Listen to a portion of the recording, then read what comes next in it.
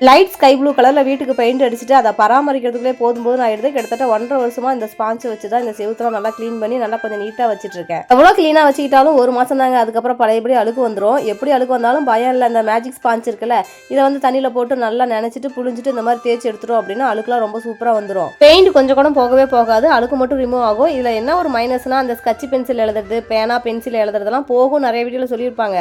அதெல்லாம் சும்மாங்க, கண்டிப்பாக அதெல்லாம் போகவே இல்லை, அழுக்கு மட்டும்தான் போகுது.